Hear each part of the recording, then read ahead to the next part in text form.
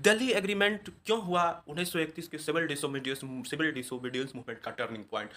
Modern India की series में 50वीं वीडियो हम आप सब जानेंगे। Delhi agreement commonly known as Gandhi Irwin pact, उसे गांधी और इरविन उस समय के लॉर्ड वाइसराय हुआ करते थे, उससे जो 5 मार्च 1931 को हुआ था। महात्मा गांधी और इरविन का इटमार का इंपॉर्टेंट फेज है, जो नेशनलिस्ट स्ट्रगल है। नेशनलिस्ट स्ट्रगल के फेज में बहुत इंपॉर्टेंट हुआ।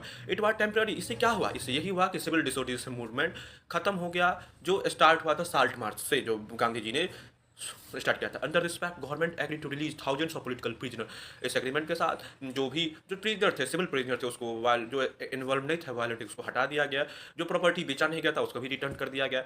जो मूवमेंट के दौरान छीना गया, पीसफुल पिकटिंग। जो भी लोग अपने लिए साल्ट बनाना चाहते उसे बनाना ले सकते। और फॉरेन क्लब्स ऑफ ओपन कर दिए। One of the significant concession was the living near the coastal area के लोग साल्ट बना सकते अपने कंजप्शन के लिए। वी सिंबलाइज चैलेंज जो सिंबलाइज करते थे colonial salt molecule. In return national movement agree, और बाद में इंडियन नेशनलिस्ट को मिला, सिविल डिसोबीडियंस मूवमेंट खत्म कर दिया गया। और बात किया कि कॉन्स्टिट्यूशन नेगोशिएशन हम करेंगे। What are the key provision of Gandhi Irwin the fact include several provision design contemporary. Pact में बात कही गई कि एटमॉस्फेयर बनाएंगे ऐसा ब्रिटिश गवर्नमेंट एग्री कर सकते हैं। जो भी पॉलिटिकल प्रिजनर जो सिविल मूवमेंट करते हुए थे, मास प्रोटेस्ट में, तो जो वायलेंट एक्टिविटी उसको हटा देंगे। साल्ट जो कोस्टल विलेज में उसको मिलेगा, साल्ट उसे यहाँ बना सकते हैं। जो कन्फिस्केट लैंड जो भी लैंड छीना गया था उसे बेचा नहीं गया, उसे फिर से रिटर्न कर देंगे। The transition was significant because they implement recognized और इस बात से political legitimacy right इनेज हुआ with colonial state। जब हम राज अंग्रेजों का राज हुआ करते many revolutionary and younger nationalists criticize agreement। बहुत सारे revolutionaries था, nationalists criticize है, younger nationalists because it did not grant full amnesty। कोई निश्चित है political prisoner था नहीं था। Why did Gandhi attend second round table after the fact? इस fact के बाद जो पहला राउंड टेबल कॉन्फ्रेंस था, जो फ्यूचर कॉन्स्टिट्यूशन के लिए बनाया गया था, इंग्लैंड में होता था, उसमें गांधी जी नहीं अटेंड किए थे। पर इस एक्ट में अटेंड करने के बाद, क्योंकि उस एक्ट का कुछ मतलब नहीं था, क्योंकि गांधी कांग्रेस था, कांग्रेस गांधी था, कांग्रेस इंडिया था, इंडिया गांधी था, ये सब मिला हुआ था।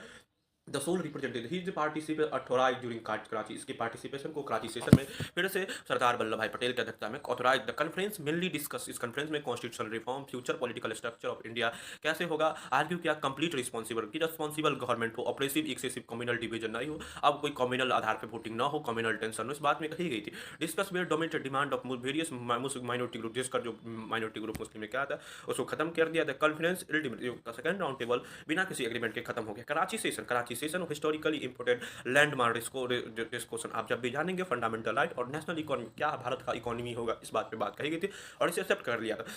Draft of the right resource largely prepare Jawaharlal Nehru की अध्यक्षता में इस बात को प्रिप करके एक्सेप्ट किया। It guarantee civil liberty, freedom of speech, equality before law, इस सब को गारंटी किया था। यूनिवर्सल एडेड फ्रेंची को बात कहता है। प्रोटेक्टर्स ऑफ वर्कर्स राइट, जो राइट